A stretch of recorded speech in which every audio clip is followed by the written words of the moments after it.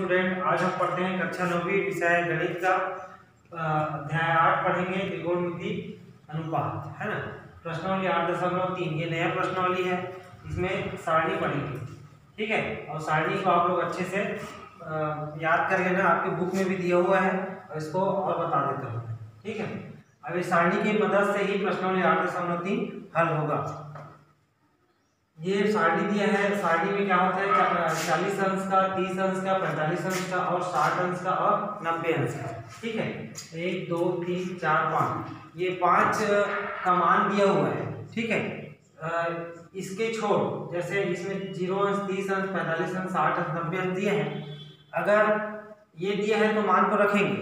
अगर इसके जगह में 50 दे दिया है ना, या 80 दे दिया, या 70 दे दिया, या 35 दे दिया, तो ये 50, 35, 70 ये सब मान नहीं है। अगर वो मान दिया रहेगा तो पूरा कोण से हल करना है, और अगर ये दिया रहेगा मान 0, 30, 45 और 60, 90 ये अगर दिया है तो इस सूत्र को का उपयोग करना है, ठीक है।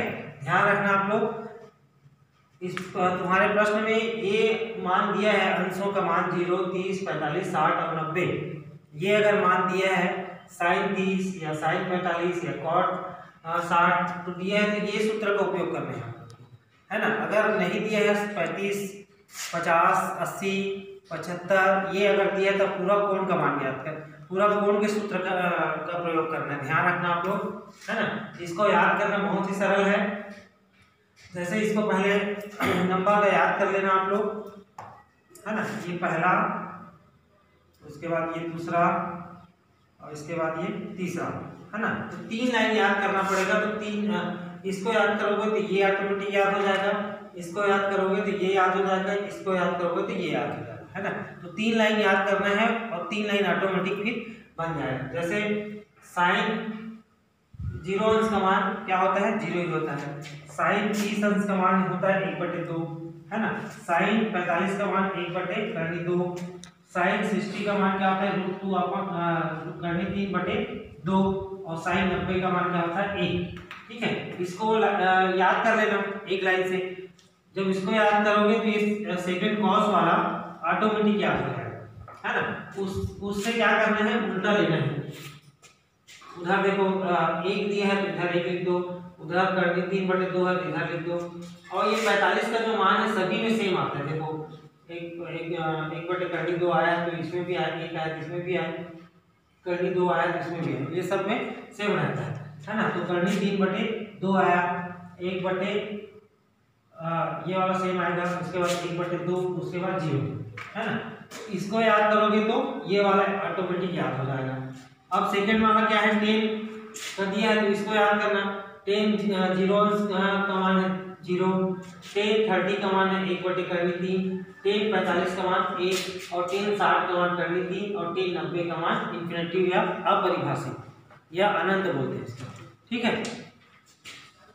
इसको जब याद करोगे तो ये कॉट वाला ऑटोमेटिक याद हो जाएगा, जस्ट उल्टा होगा फिर, है ना। इंफिनिटिव 1 1/3 0, इसका जस्ट ऐसा उल्टा होगा, है ना।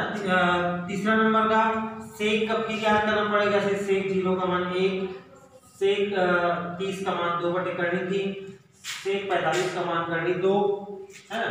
और सेक 60 का मान 2 और 10 90 का मान इंफिनिटिव, है ना। उसके बाद फिर ये सेक याद करोगे तो कोसेक ऑटोमेटिक हो जाएगा, उसका जस्ट उल्टा कर देना। इंफिनिटिव फिर 2 है, 2 है, फिर 2/3 है, फिर 1 है। इस तरह से याद होगा।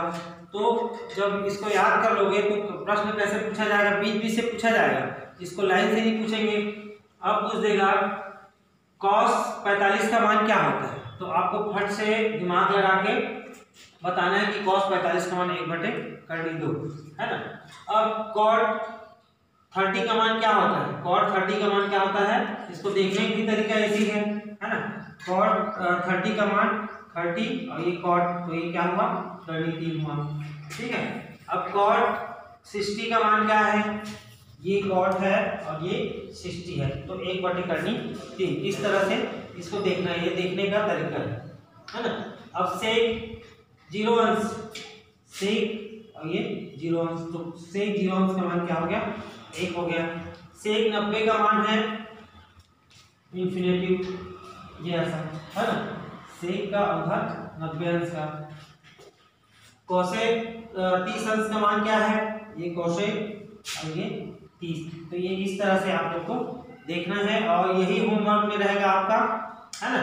ये होमवर्क भी है, इसको आप लोग याद करना है और इसी के आधार पे फिर 8.3 हल होगा, है ना। अब इसी के आधार पे मैं सवाल बताऊंगा और सवाल में भी होमवर्क दूंगा।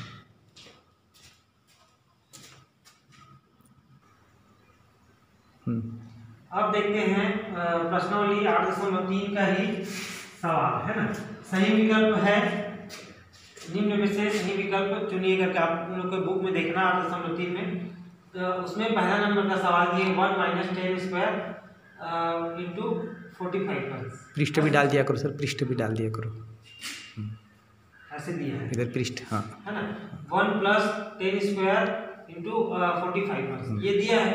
अब इसमें ये पूछ रहा है कि ये तीनों में से चारों में से कौन सा ऑप्शन है, ठीक है। इसको आँख बंद करके इसको टिक तो लगा नहीं सकते, तो इसको सबसे पहले क्या करना पड़ेगा, बना के देखना पड़ेगा कि आएगा क्या, है ना, हल करना पड़ेगा। उसमें क्या करना, पेपर में भी देगा सही विकल्प, उसको पीछे पेज में करना है ना, लेकिन कॉपी में तो हल करना, कॉपी में लिख देना हल करके नीचे में उसके बाद, है ना। तो ये देखते हैं 1 - 10 45। अब 10 45 आया है तो वो सारणी का उपयोग करना है। 10 45 में सारणी में क्या आता है आप लोग देखिए, है ना। अब उसको देखना कैसे है उसको भी बता दिए हूँ। अब 10 45 का मान देखोगे तो 1 आता है, 10 45 का मान 1, तो यहाँ पे 1 लिख दो, है ना। अब यहाँ पे स्क्वायर दिया हुआ है तो यहाँ पे अलग से स्क्वायर लगाता है, ठीक है। 10 45 का मान 1 होता है और इसमें स्क्वायर दिया है तो यहाँ पे स्क्वायर लगा, ठीक है। अब यहाँ पे नीचे वाला देखते हैं 1 प्लस, अब इसमें भी 10 45 दिया है तो उसमें भी सारणी को देखना 10 45 क्या होता है, तो 1 होता है तो 1, अब इसमें स्क्वायर दिया है तो स्क्वायर, है ना।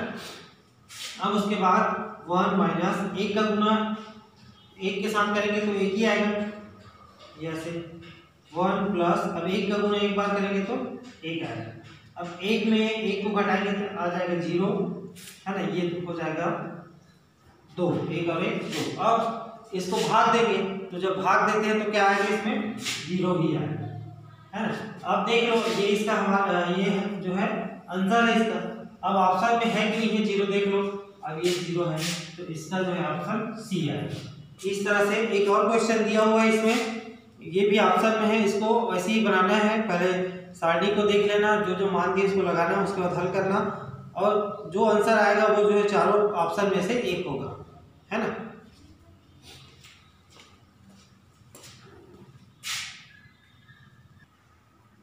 अब देखते हैं ये है होमवर्क, है ना। जैसे सवाल सारणी याद करना, जैसे समझाया था वैसे याद कर लेना। याद होने के बाद मन में बोलते जाना कि cos 45 का मान क्या होता है, cos 60 का मान क्या होता है, ऐसे करके तो आपको कंफर्म हो जाएगा कि पक्का याद हुआ कि नहीं हुआ है ना। अब सही विकल्प में अभी जो बताया था सेम वैसे बनाना है और लास्ट में जो उसका आंसर आया रहेगा वो चारों ऑप्शन में से एक आया रहेगा, उसको टिक लगा देना आप लोग को, ठीक है। Thank you. ऊपर ही